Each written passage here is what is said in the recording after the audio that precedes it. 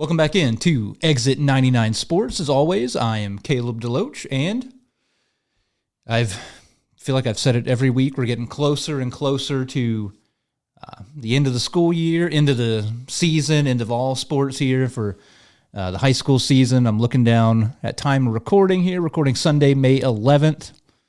Belated Happy Mother's Day to all you watching, all the moms out there. We are down here really at the end of the season. We're done with several teams' entire seasons here in the Cape Jackson area. More will be wrapping up here this next week and over the next couple of weeks. We are just about done here. We're, looking at graduation coming up soon, stuff like that. So we are just about at the finish line on the high school sports season here in Southeast Missouri, but we still are playing some pretty big-time games. This past week was no exception. Some big-time baseball being played, and a lot of really good matchups around the area and various sports, postseason play. So, we're going to jump right in to this past week. We'll start Monday over on the baseball diamond at Kappa Hall. We finished the SEMO Conference Tournament over there. Great tournament, wide open tournament was kind of the way I described it going in. I really thought it could have been an anybody's type of game situation. Jackson, Cape, Poplar Bluff, Sykeston, all been playing well, all had a chance to win games in my opinion. And, the championship day really kind of paid off the way you want it to. 7th place game, Kelly beat Kennett 3-1. In the consolation, Notre Dame did come up with a victory over Dexter 4-1 to finish with a win, so good job for the Bulldogs there. In 3rd place, Poplar Bluff beat Sykeston 3-2. And then in the championship game, we had a classic. Jackson and Cape faced off again, first round. Cape Central got Jackson. Walk-off over at Cape Central, I believe memory serves me correctly. But Cape got a walk-off win, their first go around, and so they were not able to get the sweep of the Indians. Jackson won 2-1 in 8 innings. Phenomenal pitcher's duel, great ball game. Tough defense being played, just pitchers laying it all on the line, pitching really well. For the Tigers, Chapman Ogles got the start. He went all 8 innings, so shout to Chapman. A tough loss to take there, but pitched a heck of a ball game. 8 innings, 2 runs, 6 hits, 3 strikeouts. Did everything he really needed to do, just not enough coming off the bats, and that is due in large part to, I believe, the young man who got the MVP of the tournament, Cole Coburl over there, pitched 7 innings for the Indians, 2 hits, 2 walks, 12 strikeouts on the day. Just phenomenal work by both of those guys. On the mound, Keegan Palmer for Cape Central, kind of the leader on their side throughout the season on the mound and in the batter's box. He went 2 for 3, 1 RBI. For Jackson, they were scoreless until the 7th inning. Drew Parsons, I believe, hit one off of Ogles and beat out the play there, and Jackson scored a run to tie it in the 7th at 1, and then in the 8th inning, Matt Carter came through with an RBI double to win it for the Indians. So, heck of a ball game. The perfect way to close out, a very good tournament, a very competitive tournament. Like we talked about often, these were a bunch of evenly matched teams, and it showed out on, kind of how the games went. And a very fun ball game, big time atmosphere, very competitive, and 2 really good teams facing off there in the championship, in my opinion. The other game here in Cape County was a massacre on Monday. Saxony beat Scott County Central 21-1, so absolutely absurd. Shout out to the Crusaders. I've said it a few times. When their offense gets going, it's disgusting. They've put up some huge numbers this year against some, evenly sized competition, we'll say. And then on Tuesday, they turn around, have a pitcher's duel for themselves. They knock off Woodland 2-1 on Tuesday. So nice win there, showing that they can, kind of be gritty, get the pitching to really dial in when they needed to, got just enough across the plate, come up with a 2-1 win. And then Wednesday, Cape Central loses a tough one to Crothersville, 8-7. They kind of try to claw their way back into it. Not enough runway though. They lose 8-7 to a pretty good Crothersville Tigers team. Crothersville's been playing well throughout the season. They have some pretty good talent down there. So tough loss for the Tigers. You kind of wish that you were able to bounce back a little bit better after a tough emotional loss, but it's not surprising that that's kind of how it went. After the long weekend they had and kind of the emotional up and down weekend they had, playing really, really good competition and, playing rivals over here at Kappa Hall and at Cape Central. So they do drop that one 8-7. Jackson was playing Kirkwood on Wednesday. Game got postponed due to rain late in that one. I think it was 1-1 when it got postponed. It got picked back up on Friday. Jackson drops that one. I believe I read where Kirkwood won on an error, 3-2. They're late in the ball game. So tough loss for the Indians after, once again, a pretty good start to the week, beating Cape Central. Play I believe, district opponent up there at Kirkwood and are unable to come up with the close victory. However, they do bounce back here against local competition Kelly. On Thursday, the Indians won 6-2. Big rain delay in that one as well. It was like 45 minutes. But the Indians did what they needed to do. 6-2, solid margin. Bats got just enough. Peyton Kite had 2 RBIs in the ball game. And it was Ben Dombach who really came in, closed the door. He came out of the bullpen, I would say leading 3-2 at the time. He went 3 2/3 innings, only gave up 1 hit, struck out 6 guys. And he's done a good job all season long. He's been that guy out of the bullpen for the Indians. And he's been pretty consistent. Done a good job, not giving up cheap runs. His ERA has been around 2, so he's pitching really, really well, kind of showing what he is capable of out of the bullpen for Jackson. Over at Cape Central, high-scoring ball game. The Tigers lose 8-5 to conference opponent Poplar Bluff.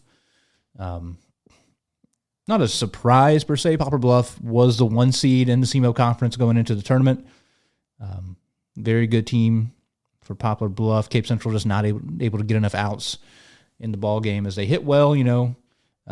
Different guys came through with hits. Palmer, McNew, Braden Mead had an RBI, I know. So a lot of different guys were showing productivity, but just not enough outs there for the Tigers.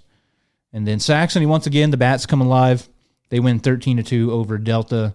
Saxony's playing really well right now. They have had a great week and scored a boatload of runs, so playing really well. And then on Saturday, Cape kind of gets off the schneid there. They win 2-1 against a pretty good St. Pius team. St. Pius, always tough in every sport, good private school. And so Cape, nice job kind of getting a victory there over St. Pius, tough squad on Saturday. And then Jackson hosted a couple of good teams over at their home field. They beat DeSmet in 10 innings in the first game of the day. It started out well for the Indians. I believe Peyton Kite had a 3-run home run, memory serves me correctly, there in the first inning, and then kind of let DeSmet get back into it slowly but surely. Go to extra innings, go to another one, go to another one, go to another one. Finally, Lance Wilson gets the walk-off single in the 10th inning, and the Indians come up victorious against a good Metro Catholic Conference team. Always nice to beat one of the big private schools from St. Louis, and they were able to do so. And then they played Graves County. Absolutely rocked Graves County, 10-0. So long bus ride from Kentucky to get beat 10-0. But shout out to the Indians for delivering that beatdown. And then, like I said, teams are playing pretty well. Cape Central continue to ride the roller coaster here a bit. They had a 9, 10, 11 game win streak. They got snapped in the championship game there at the SEMO Conference Tournament. And, kind of let the slide go for most of the week, but then they were able to stop it there on Saturday, so that's good to see.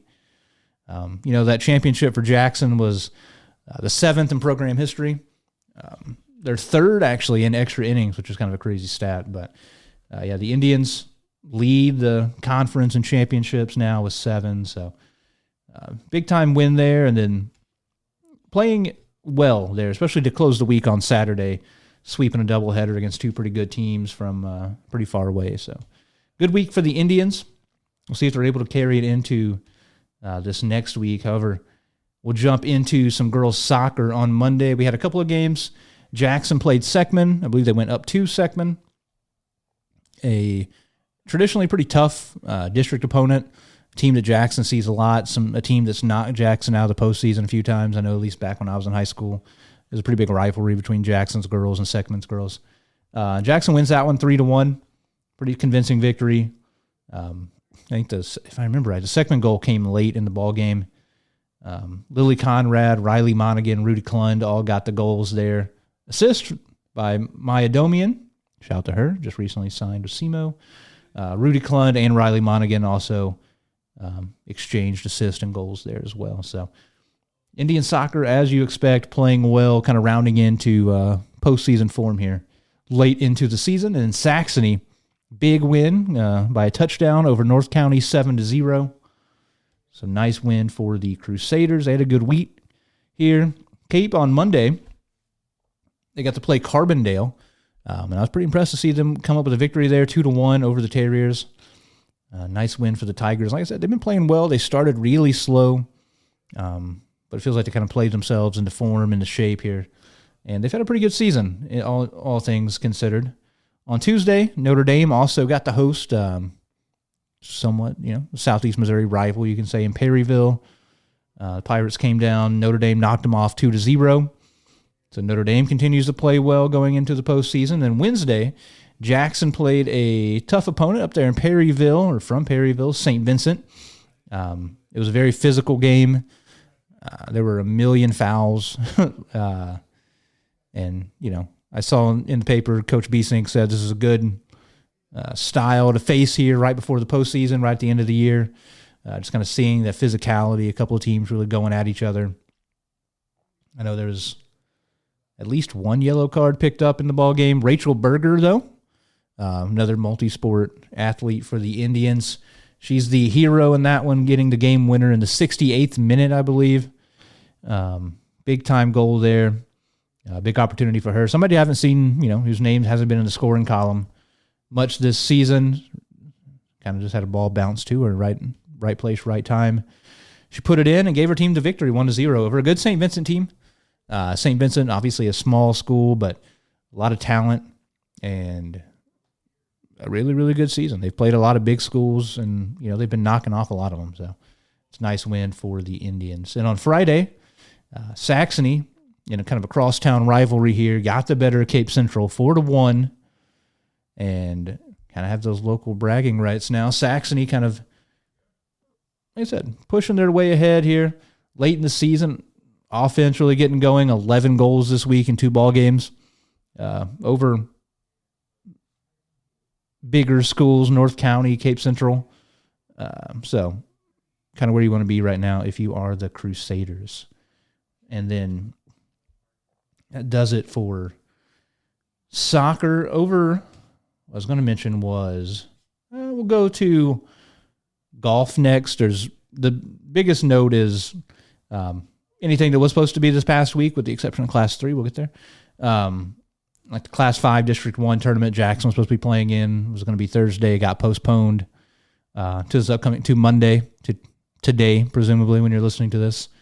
So be on the lookout for those results. However, Notre Dame did get to play in their Class 3 District 1 tournament. I'll pull up those results real quick. On the team side of things, Notre Dame comes in third. Dexter was first, scoring at 312. And St. James shot 324. Notre Dame was one stroke behind at 325. Notre Dame, unfortunately, looks like one spot out of the qualifying for state. One stroke out from qualifying for state. So, brutal break, unfortunately, there for the Bulldogs. However, they had some individuals play pretty well. Coming in at 5th place, Max LeGrand was the highest highest scoring individual, the lowest scoring individual, highest finishing individual for Notre Dame. Words. He shot a 77, so he'll be, qualifying as an individual. So will McMullen shot a 79, Shively shot an 80. Let's see if anybody else. And so those are the 3 qualifiers for the Bulldogs.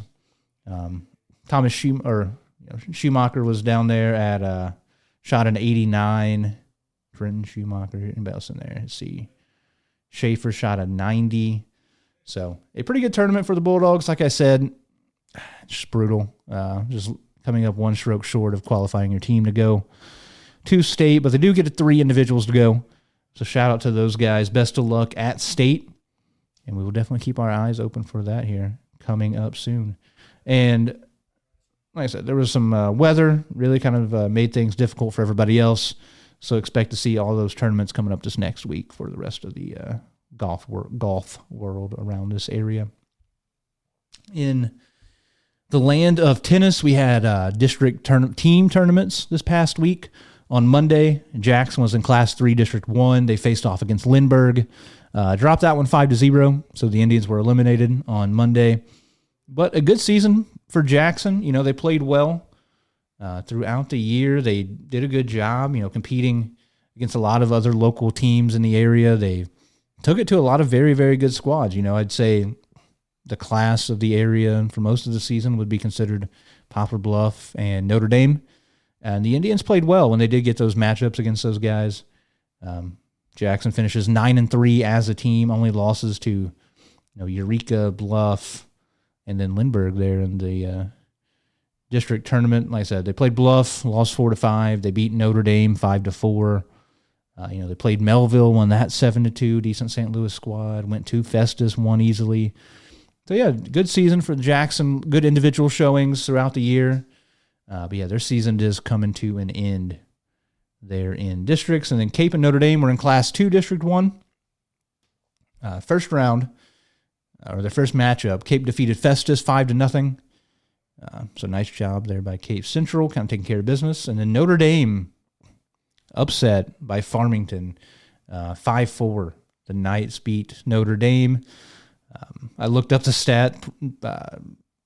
Previously, they had played, or Notre Dame had won 9 straight games against Farmington up to that point, at least, team matches against Farmington. So a massive, massive upset there in Class 2, District 1. Cape advanced, but they went on to lose to Poplar Bluff, who, kind of the favorite maybe, or right up there, neck and neck with Notre Dame throughout the season. But Cape faced Poplar Bluff, lost that 2-5. So their season comes to an end as well. All 3 schools, very, very good years. Notre Dame finishes 7-3 as a team. They played, like I said, some very competitive matchups. They did well, have some very good individuals that are still alive. And so a good season as a team for Notre Dame. But yeah, the team game does come to a close for them. And then the Tigers come to a close at 7-7. So competitive year for Cape Central. They were kind of in that second class of teams around Southeast Missouri, maybe a little bit behind Jackson, Notre Dame, Poplar Bluff, but a very, very good season for the Tigers does come to a close as well. And that's where we're at this time of year. We're wrapping up seasons. Golf coming to an end. Tennis is now at an end for all these guys. So a lot of, seasons, a lot of careers coming to an end for a lot of these kids. So pretty wild to see, but that's where we're at here. May 11th right now as I'm talking to you. So we will advance to, what have I talked about? Just talked about tennis. We'll talk about some boys volleyball. A surprising past week of results. I'll start chronologically. Saxony took on Father McGivney out of Glen Carbon. They won 2-0. On Tuesday, Notre Dame and Saxony squared off. Big-time local rivalry, I guess you could say. The only 2 teams in Southeast Missouri with boys volleyball. Kind of cool for those 2 schools being the flag bearers for the area. And those 2 faced off. Notre Dame won convincingly, swept Saxony 3-0 on Tuesday. Wednesday, Notre Dame bounced back, played St. Pius. The 10th won that 3-1. And on Thursday, like I said before, I think last week, St. Pius loves this area so much, playing every sport against every team we got. They played Saxony as well, and they knocked off Saxony this time 3-1. So got the better of Saxony after losing to Notre Dame. However, Class 1, District 1 tournament started on the 9th of this past week. What was that, Friday? And it was, you got Saxony, you got Notre Dame in the same district there together. And, maybe the biggest surprise of all there. Step back here. Saxony had to play in the first round. They beat Seckman 3-0, swept them. And so that set up a semifinal matchup between Notre Dame and Saxony. Notre Dame, obviously, like I said, the heavy favorite. They swept Saxony earlier in the week. And so you kind of expected a similar result there. But no, it went 5. Saxony with an incredible victory, picking up the going 5 sets, winning 3-2 over Notre Dame. Let's see what it went. It was 26-24, 17-25 Notre Dame, 20-25 Notre Dame, and then Saxony tied it back up 25-18. And the 5th and final set, Saxony won 15-9. So the Crusaders keep marching on. Even though they do sit below 500 at the moment, they will be taking on St. Pius, who they did just lose to. Lost 3-1. I believe they played them. Yeah, they played them earlier in the season. Lost that one 3-1.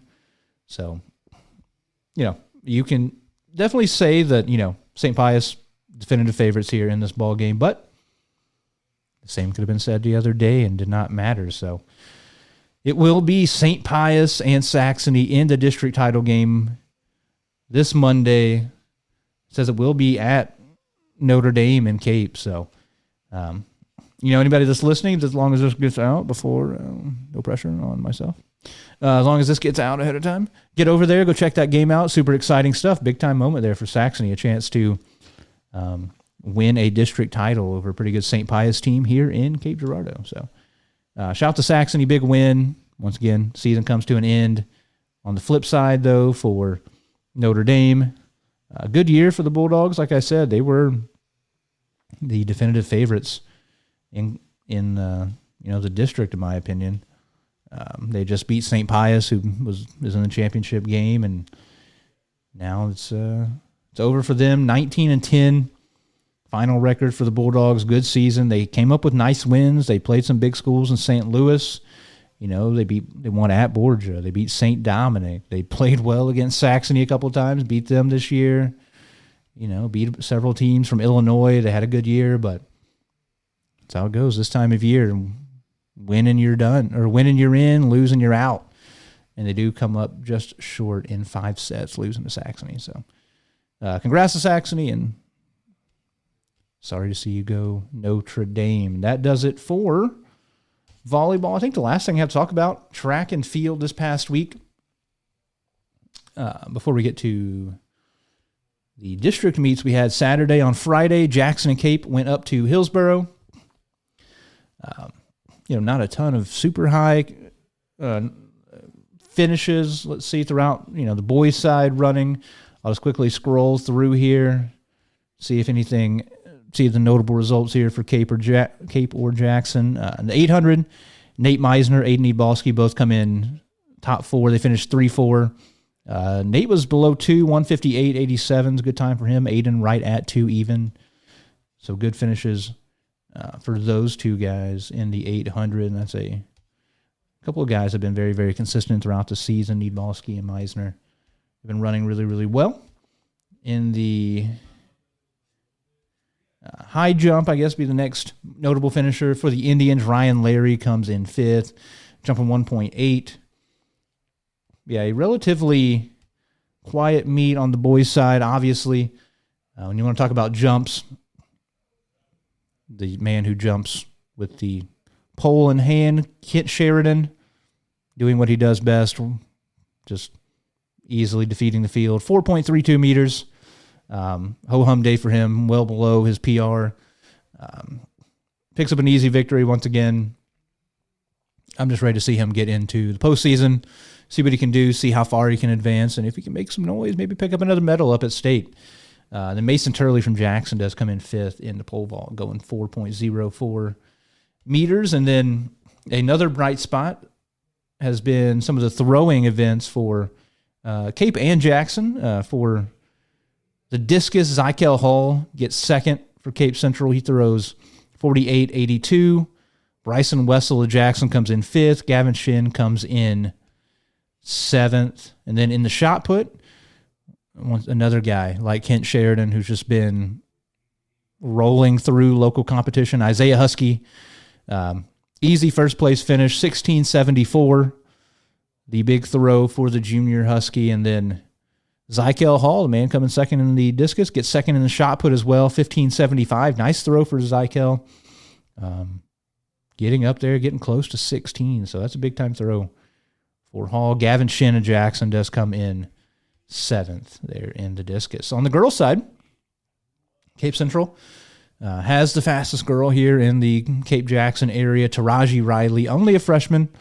Went up to Hillsboro, won the 100 meters in 12.18 seconds. So she's running really, really well right now. She looked good at the conference meet, coming in just a hair behind who was at Bills, I think, of New Madrid. So she's running really well right now. Riley, that is.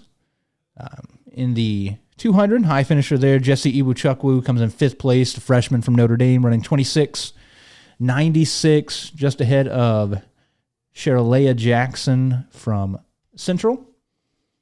In the 400, it was Grayson Maurer of Notre Dame. She got fifth place, 102.57, highest finisher here in the area. The 800 meters, Emma Nibalski comes in second from Jackson, 223. Then Michaela Drum comes in fifth at 227. In the 1600, Lily Coy of Notre Dame comes in second there, 526. Good running there. And then another person you expect to see up in the medal stand quite often, Martina Russell comes in second in the 3200, running 11:17. Behind a blazing 10:58 from a girl from Cor Jesus. So good running by Russell. Annika Barks from Jackson comes in fourth place to score some points there as well. For the Indians, 300 hurdles, Maya Farrar of Cape Central runs 48.21, coming in third. 4x100 meters, Cape Central been really, really well in the sprint relays this year. They get first in 48.7 seconds. Massive win. They won by 1.2 seconds over the next relay team. They get second in the 4x200 behind John Burrows in 144. Nobody coming too high in the 4x4, but the 4x8, the Indians win of Jackson, 10:04. They win by over 5 seconds in the 4x8. So a big-time win for Jackson there. In the long jump, Taraji Riley back again. The freshman gets second, 5.28 meters. Brooklyn Williams of Jackson comes in third just behind her. In the triple jump, Grayson Maurer, doing a little bit of everything for the Bulldogs in this meet. She jumps 10.77 to come in second in the triple. Pole vault, Amelia Fox, the freshman Indian, jumps 3.1 meters to get third. And then somebody who's been just throwing phenomenally well here throughout the season, especially as of late, Emerson Gross. She gets first in the discus by over a meter, throwing 38.84. She also got, I believe, third in the shot put, right at 11 meters, behind a couple of throwers from MICDS and Festus. They were all within 0.2 meters of each other. So competitive throw in there. And then Katarina Ellefson from Jackson, the junior, gets second in the javelin by about a half a meter. So a good meet overall for, all teams involved, some girls from Notre Dame, Cape, Jackson, boys and girls. So competitive meet there. And then a couple other teams in the area were in the district meet. Saxony in Class 2, Notre Dame in Class 3. We will just jump in here. We'll start with Class 2. We will look on the boys' side of things. In the 100 meters, it's like Kai McDowell was the high finisher. I believe I have this pulled up, easier to read here on my phone. So if you, as a reminder, if you don't know, so you start in districts, you advance from districts to sectionals, and from sectionals to the state meet. So if you are competing at districts, you got to come in the top 4, individual or relay races. Top 4 finishers go to sectionals. Top 4 finishers at sectionals go to state. So as far as people advancing from Saxony, or we'll just go through here. Boys side, Kai McDowell comes in 11th. 200 meters, Matt Chambliss 11th, Theodore Tracy 23rd. 400 meter, we got our first qualifier for sectionals. Maxim Mayhew runs 52.39, coming in second in the 400. He'll be advancing. Kai McDowell just short, 55 seconds, comes in 6th. In the 800, Chambliss and Shupp finish 9 and 10 for Saxony. In the 16, Chambliss and Ritchie finish in 5th and 6th. Ritchie and Hitt come in 8th and 9th in the 3200. Then we get Nashawn Davis, SEMO Conference champion. Gets second in the 110 hurdles. He'll be advancing. Jonas Hohenadel. Haven't read that name before, Jonas. My bad. Comes in 7th in the 300 meters. 4x4 gets 6. 4x8 gets 6. In the long jump, Clark Jones will be advancing. He gets 4th place. In the pole vault, Jacob Shupp will be advancing. He gets 4th place.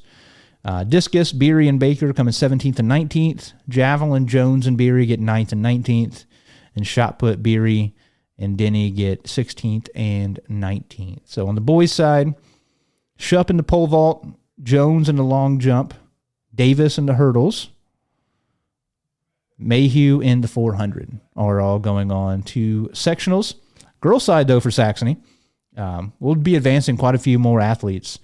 So stick with me here. 200 meters, Tamora Criddle gets 8th. 400, Williamson gets 8th. In the 800 meters, Maya Roth will be qualifying. She gets 4th place. In the 16, Myra Roth, Myra comes around and gets 3rd, so she'll be advancing there. Adeline Brandhorst comes in 6th. From the 32, Brandhorst ran the double. She will advance, getting 4th place in the 3200. In the 110 hurdles, Abigail Haley gets 2nd. So she'll be advancing. Sadie Elmore gets 8th. In the 300, Haley going to be doing a double. She gets 3rd there, so she'll be advancing in both the 100 and 300 hurdles. Relay teams, they will all be advancing, it looks like. 4x1 got 3rd. 4x2 got 2nd. 4x4 got 4th. And the 4x8 got 3rd. So people are going to be very, very busy running relays there for the Crusaders. In the long jump, Rayleigh Matthews gets 2nd. Rebecca Young gets 7th. So Matthews will be advancing. In the pole vault, Casey Hall got 1st. Sarah Seaball got 3rd. In the discus, Perkins gets 10th. Roth gets 14th. Javelin, Rebecca Young gets 1st. And then Maget gets 11th. And then the shot put, Call gets 6th. Roth gets 12th. So that sets up Maya Roth doing a double in the 800 and the 16. Brandhorst advances in the 3200. Abigail Haley advances in the 100 and 300 hurdles. And then all the 4x1, 2, 4, and 8 relay teams will all advance. Rayleigh Matthews in the long jump. Casey Hall and Sarah Seaball in the pole vault. And Rebecca Young in the javelin. All moving on. So, big time meet there for the Crusaders, especially on the girls' side. They perform really, really well. But a few guys going through as well. Like I said, Nashawn Davis has been hurdling well all season. So we'll see what he is able to do once he goes up to the sectional level. I'm excited to see if he's able to keep it rolling. So we can jump up now to the Class 3. We'll start on the boys' side. So this is Notre Dame. Once again, top 4 will be advancing. I'll just quickly try to say names as I see them here. Braden Robert comes in just short, finishing 5th in the 100 meters. Nobody will be going through from Notre Dame in the 2 or the 4. Aiden Stegmeyer gets 7th there in the 400, running 56.21. In the 800, Givens comes in 8th from Notre Dame. In the 1600, A couple of guys have been running well all season long. Aiden Morris gets second. Jackson Jones get third, both coming in right at 453. In the 3,200, let's do it again. Morris and Jones, but this time they get first and second, running 10:20 and 10:33 respectively. In the 110 hurdles, another guy who's been performing really well all season, Trenton Powell, he comes in first. And Sam Carr comes in third. Powell at 1592. And then in the 300 hurdles, Powell will be advancing along with Carr. Powell gets first again. Carr is fourth in the 300 hurdles. 4x1, Notre Dame comes in second. 4x2, Notre Dame is first. 4x4, Notre Dame is third. And in the 4x8, Notre Dame is third. So I'm going to be busy on the relay side of things as well for the boys of Notre Dame. We get into the jumps. Looks like nobody advancing for Notre Dame, but in pole vault, Ellis Bruni comes in first, 3.66 meters. For him, Jeffrey Keck gets fourth, 3.2 meters. In the throws, by the way, Kevin Thompson, just phenomenal season in the discus for Kennett. He gets first. There, nobody in the throws advancing for the Bulldogs. So over on the girls' side, the two phenomenal runners, if you've been keeping up with kind of local track going on around here, Maya Bills, Oranji Jackson, and New Madrid, they come in first and second. So definitely a couple people to keep an eye on when it comes to the state meet. They get first, second in the 100 and the 200. So big-time performances out of them. So over there on the boys' side of things there for Notre Dame, they got several people going through to sectionals. So it's very exciting. Going to see how they do once they get up to sectionals. It will not be easy by any means, but it's exciting to kind of see some local athletes getting through up to, up into the postseason here in track and field. So that concludes all this past week. We can kind of quickly go through what we got coming up this week. Busy slate in baseball. Monday, a lot of games. Cape goes to Marion. That'll be a tough game for Cape Central. Marion's been playing well. I think they've already knocked off Jackson and Notre Dame, if memory serves. So Notre Dame will be going to Festus, and then Saxony will be taking a tough trip down to Chaffee. Very, very, very good Chaffee team. They've been very tough all season long. Tuesday, another busy slate. Jackson will go on the road to CBC, so a tough Metro Catholic Conference opponent again. And then we got a big in-town rivalry here. Cape goes to Notre Dame Tuesday. So hope to see a lot of people out there. Go check it out. I will be in attendance, barring the weather being bad, obviously. We can just say that about all spring sports here. Cape at Notre Dame should be a good one. And then Saxony will be hosting Puxico. And that is, I believe, their last regular season game. That'll be at 4:30 for the Crusaders. On Wednesday, Jackson will be hosting Kennett in a SEMO Conference little rivalry there. Cape will be hosting DeSoto on Thursday the 15th. And Cape will be hosting Oakville Saturday, May 17th. And also Saturday, we have officially hit postseason play in the Cape Jackson area as it pertains to baseball. It'll be Saxony.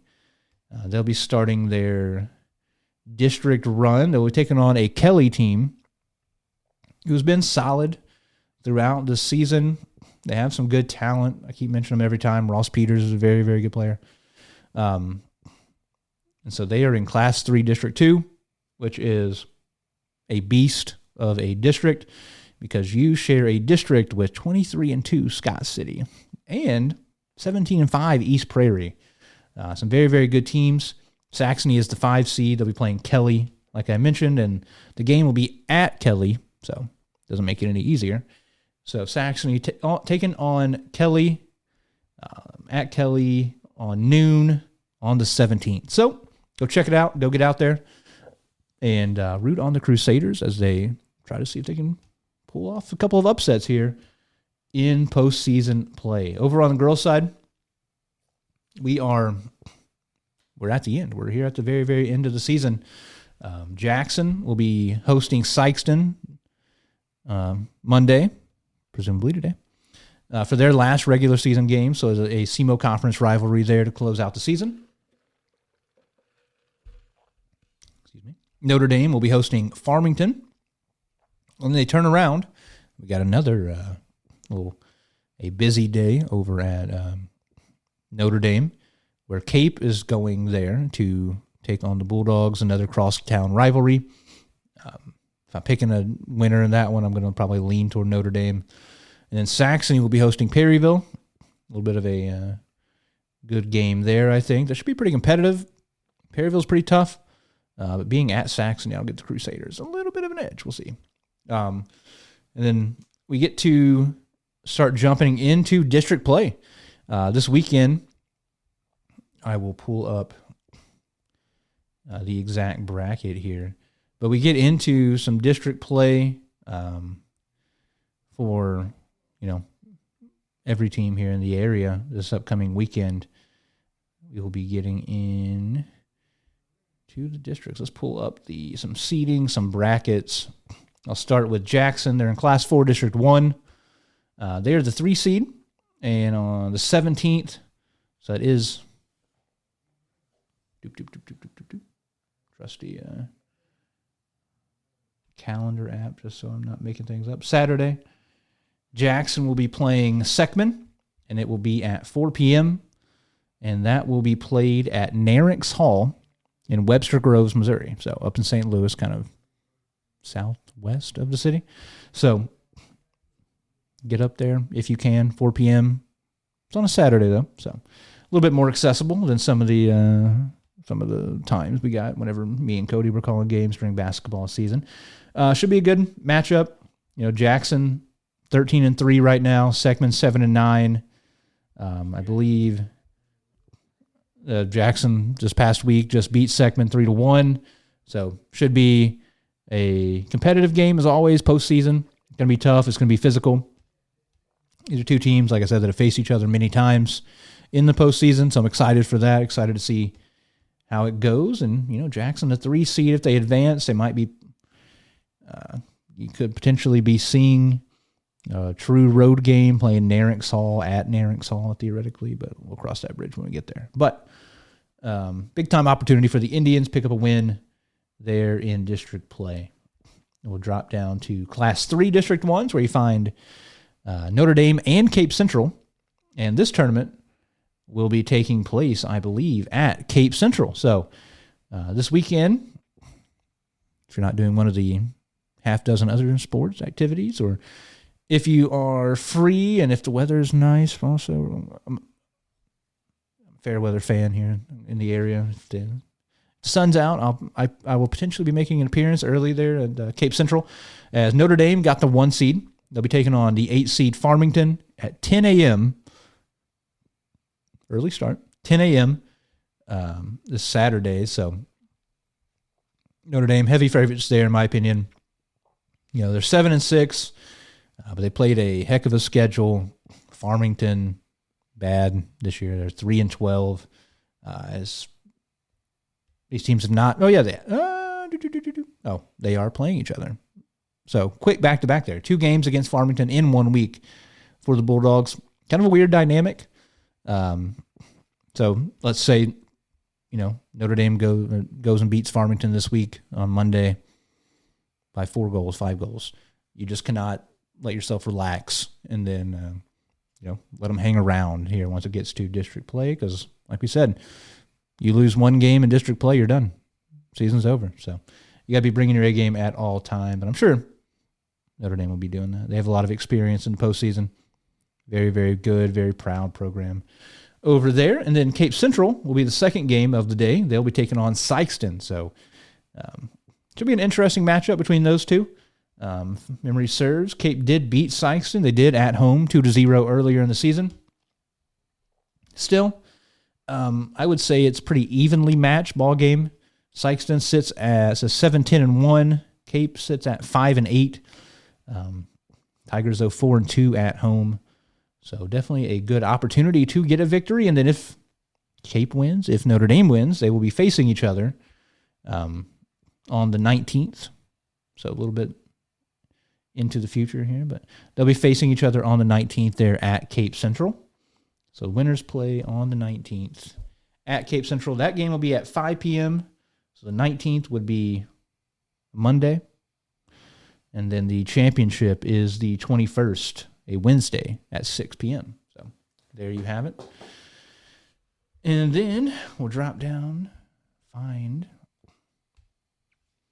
the Saxony Lutheran Crusaders. They are in Class 2, District 1. They got the 5 seed in a pretty tough, pretty competitive district, honestly. St. Pius is first. They're 13-3. You got St. Vincent, who's 14-3. Windsor, Perryville, and then Saxony. And behind them is DeSoto, Bayless, Fredericktown. So that puts Saxony at the 5, which is a tough spot. They got to play Perryville. Once again, a weird situation where you are playing Perryville in back-to-back games. You're playing on the 13th, and you play again on the 19th. That's when Saxony will be playing. They don't come in to play until the 19th at 6:30 against Perryville. That ball game will be at DeSoto. So a little bit of a drive, kind of out into the woods, but not too crazy by any means. So, yeah, that's where we're at. I believe that's everybody when you talk about there. So, this upcoming weekend, we kind of get ready to go into district play for soccer. So, once again, win and you're still alive, lose and the season's over with. So, high stakes officially for all the teams here in the Cape Jackson area. Then I mentioned earlier on the golf course Monday,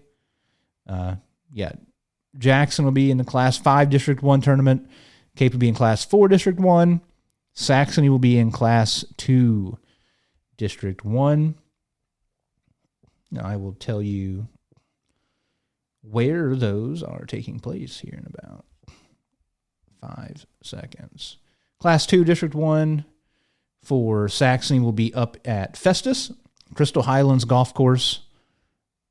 Let's go jump all the way up to Class 5 District 1 will be at Crescent Farms Golf Club, Crescent, Missouri.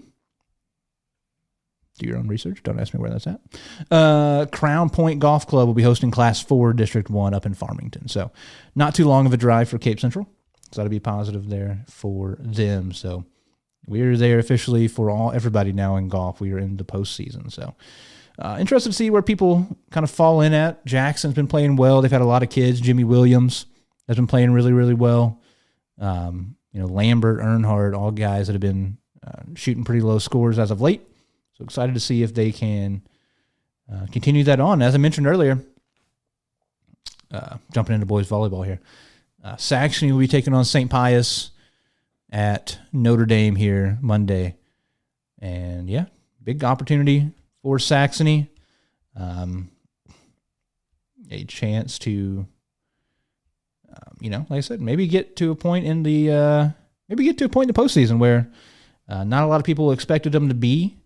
I definitely, if you were asking, I was heavily leaning Notre Dame to win that district and, beat Saxony convincingly. But, Saxony went over to the 1 seed, beat them in 5 sets, keeping alive until Monday here. And Saxony will be taking on St. Pius the 10th, 6 p.m. Get out there to be a good one at Notre Dame. Best of luck to the Crusaders. Hoping for you guys to pull off the upset and continue on this little bit of a Cinderella run you guys got going. That does it for volleyball, obviously. And then track and field. You've got district meets coming up this weekend. I know, let me pull this up here. Class 5 District 1 meet for Jackson and Cape will be at Farmington. You will have... Let me check here. Fox, Lindbergh, Melville, Northwest, Oakville, Poplar Bluff, and Seckman all competing there as well. Should be interesting. So a lot of the usual suspects, I think, should be advancing to sectionals for the Indians. Blaine Reagan will advance in any race he runs in. Barrett Reagan, don't know the health situation there. Hopefully he's all right. Get to see him maybe run a couple of races as well. He should be advancing. Poplar Bluff has some very, very talented runners, though. They have very good runners in the 100, 200, 400. They have the best hurdler in the area. So they will be very, very tough to beat in a lot of races. Girls side, Jackson has some good chance to move people on in some of the mid-distance, long-distance races. Pole vault will be competitive. Kent Sheridan for the Tigers, I expect to be advancing. Taraji Riley, I assume, to make some noise. Brooklyn Williams for Jackson, I assume, to make some noise. Maybe in sprints and jumps for sure. So, yeah, it'll be exciting.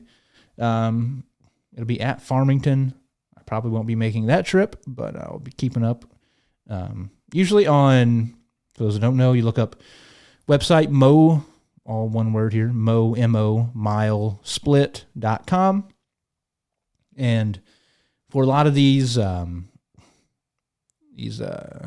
meets that go on throughout the state, there will be live updates throughout them. So a cool resource definitely to check out. If you're unable to make the trip, they'll presumably, like I said, it's, big time meet here. They'll have the ability to kind of keep you updated throughout, let you know how people are doing, and they usually get the results in pretty quickly. So should be a good one to keep an eye on there. And then it looks like also this Saturday. So the way I think this is playing out, if you noticed earlier, I skipped saying anything about Notre Dame girls in Class 3 District 1. I think,